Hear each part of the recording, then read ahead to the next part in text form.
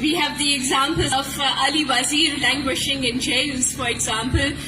He is a leader of the Pashtun Tahaffuz movement, which is the most democratic and the most radical and popular movement in Pakistan. He is languishing in jail, and his only crime is that he speaks for the rights of his people. But that is not the only example, because we also have the examples of Zahid Baloch.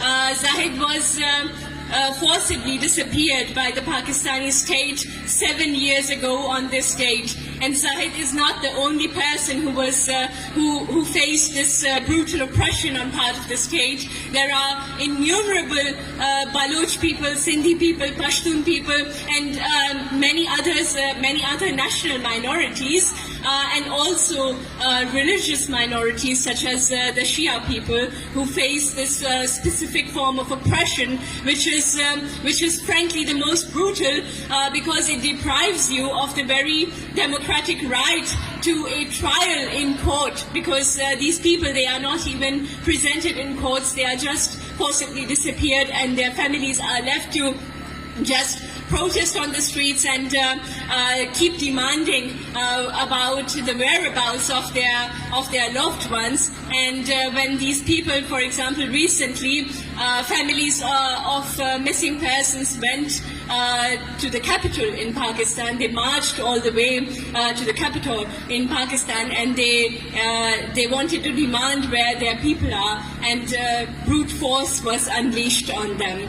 And this is extremely, utterly shameful, and this is simply madness, which needs to stop. But we also know that all the people who face this kind of oppression, who face these enforced disappearances, these people come from the working and lower middle class backgrounds, and it is never the children of the bourgeoisies, of the national minorities who face these forms of oppression. And therefore we think that it is very clear that it is the Pakistani state's economic interests that are at stake, and it's the capitalist state serving its imperialist masters that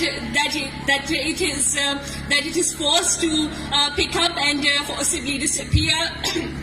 Those people who dissent, who criticize its policies that serve its imperialist masters. We condemn it in the most vehement words, and it is finally, I would just say that as we can see that all the capitalist countries, all the capitalist states are more or less similar.